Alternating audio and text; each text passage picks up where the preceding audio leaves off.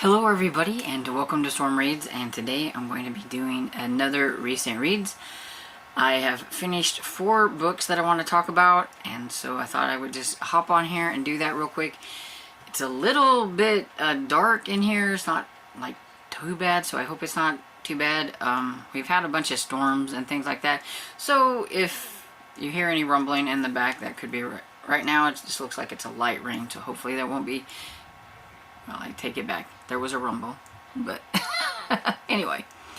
And so the first book that I have to talk about is Emerald Blaze by Ilona Andrews, and this is a series that I'm buddy reading with my friend Barb, and we only have one more to go to be caught up. I hope she's going to do more in this series. I don't know if she's going to do more, but I hope so, because there's another sister, so there's always hope.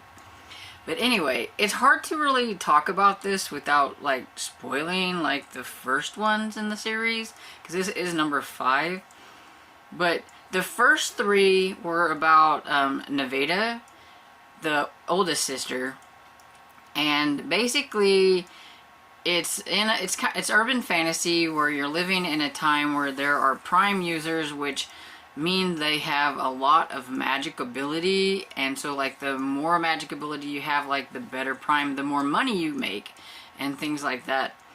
And Nevada was a prime, and she was the prime of their house Baylor, and but some things happened, and so it's hard to say without like spoiling things. But now we have Catalina, who is tested to be a prime, and she is running House Baylor now, and while her sister's off, you know, because that's how it goes, because we're on the other sister now. And this sister gets 3 books, and so this is the second book with Catalina. And so we learn a lot about her and about this guy Alessandro, who she really likes. But he is an assassin, and so she says she doesn't like him as much as, you know, she does. But he kind of ignores her, or tries to ignore her. But he's always there to protect her whenever she needs help. One of those things.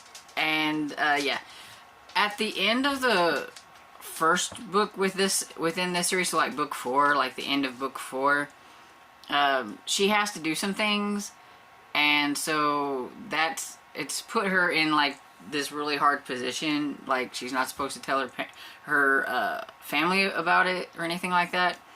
And so yeah, I can't really say, like I said, I feel like I'd spoil something if I really said too much. But if you like urban fantasy and you like this author, then you'll really like this series. It reminds me a lot, just the characters and things like that, of the Kate Daniels series, which is my favorite series. I love that series. I just know that this author duo seems to like to put a very alpha male with a female who can like take them down and be just as tough as they are, so I like that. And so yeah, I give this one 4 stars because it's a good series. I like it.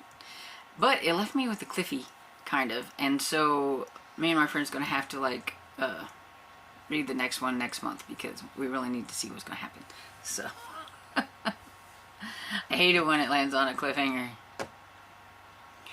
So the next one I have is a middle grade book called Aggie Morton Mystery Queen, Peril at Owl Park. This is the Aggie Morton number 2, and this one is set during Christmas. You can kind of tell from the cover. It's a very cute cover, by the way.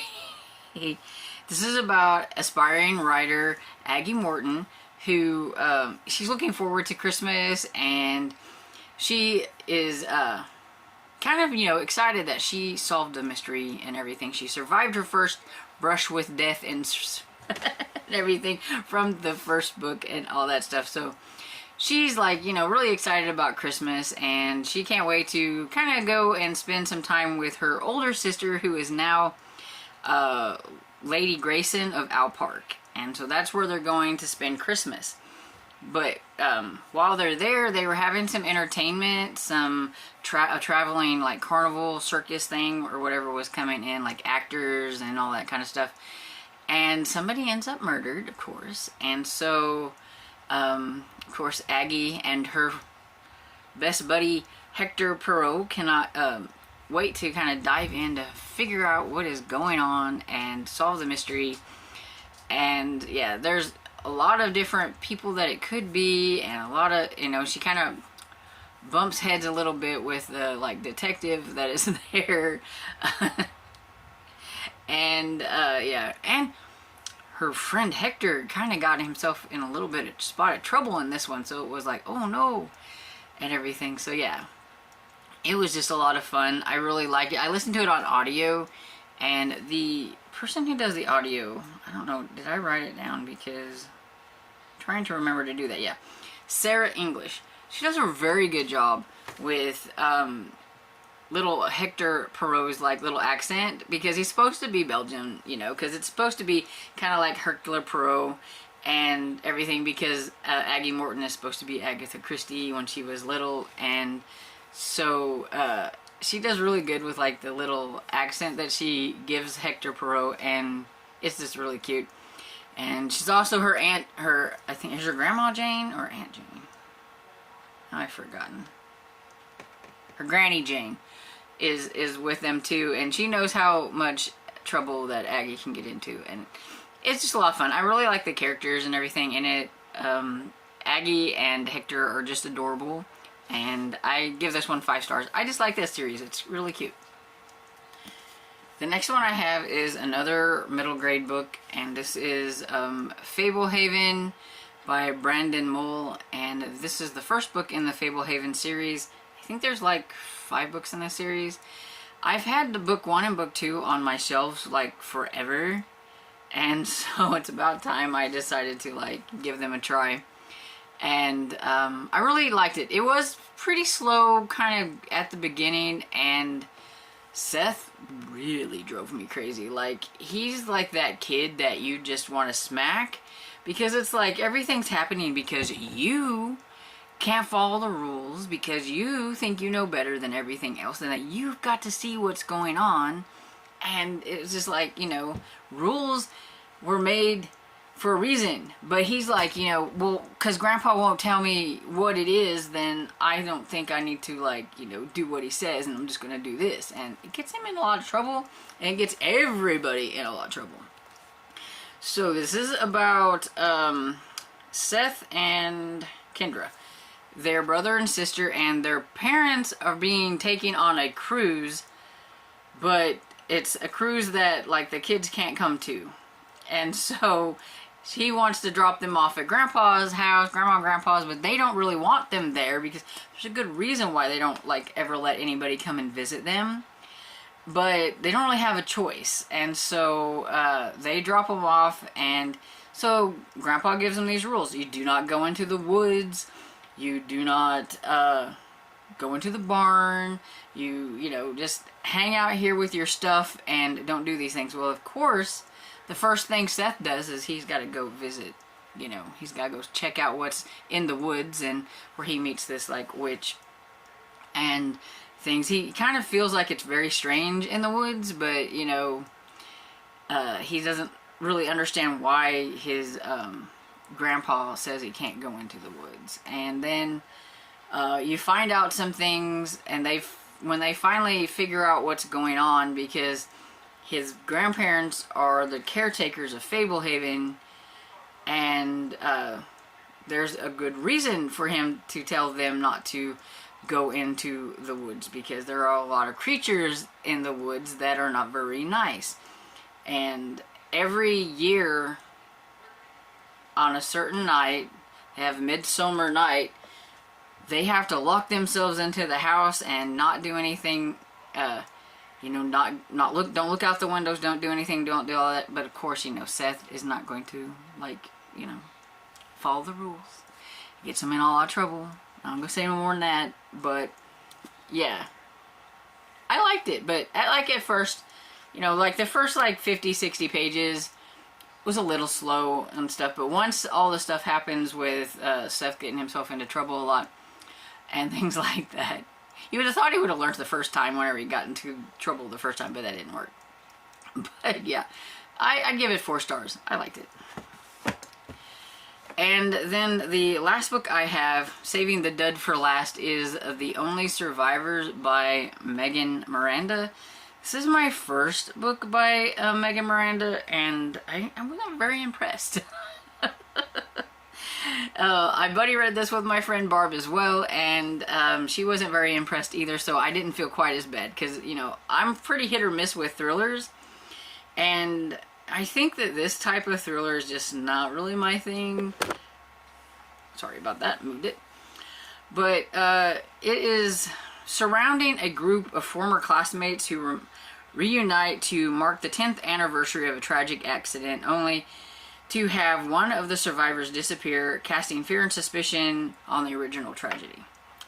I just read the little spot that was out there because that's pretty much what it is. And you have the POV of Cassie. She's like the main POV. And then you have it where it goes back, and it starts out, I can't remember exactly what hour, but we'll just say like, it goes back to like that, the day of the tragedy, hour 7 or whatever, and you get the perspective of one of the classmates in that hour, and then it'll go back to the other POV with Cassie, and then you'll have it go back one, and then it might be one of the other classmates, and it's hour 6 or something like that. So you're kind of counting down till you get to figure out what in the heck actually happened, why this tragedy happened, and all that kind of stuff. Meanwhile, in the POV with Cassie, we got a girl that's missing. That's one of the classmates. Don't know what happened to her, where she's gone. And there's some other things. Like, one of their classmates early on, like a year after it happened, committed suicide. Then you had another one, like I think maybe a year or so before they met up here or whatever, something happened to him. And it's like, well, was it really, did something happen to him, or did he, like the other lady, just not be able to take it anymore, what happened and all that stuff. And so you're just trying to figure it out, and it was just really slow, and like nothing happened.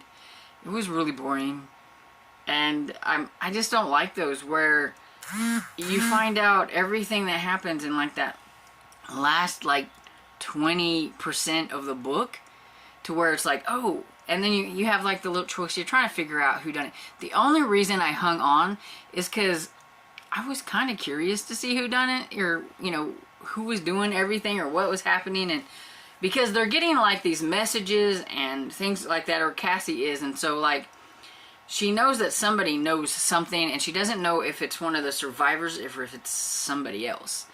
And so I was just kind of curious to figure out who done it, but I think I would have been better off just skipping to the end and finding out who done it, because the ride to get there was really, really slow. And, you know, that's just me. I give it 2 stars. Somebody else might really enjoy it because they like this kind of thriller. It's just not my kind of thriller. I don't like those super slow, supposed to be atmospheric, but I don't really feel it kind of thriller. I don't know if these are the ones that you would call like a psychological thriller. I don't know. But I didn't like it. And so yeah, that's the 4 books that I've read currently. And so I thought, come on here and see if any of you have read any of these books, and what did you think of them if you've read them. Let me know down in the comments. What kind of books have you read lately? Especially for like middle grade. Has anybody read any good middle grade books for middle grade May? Let me know down in the comments. And I hope you enjoyed this video. And if you did, please give it a thumbs up and subscribe. And I will see you all next video. Bye.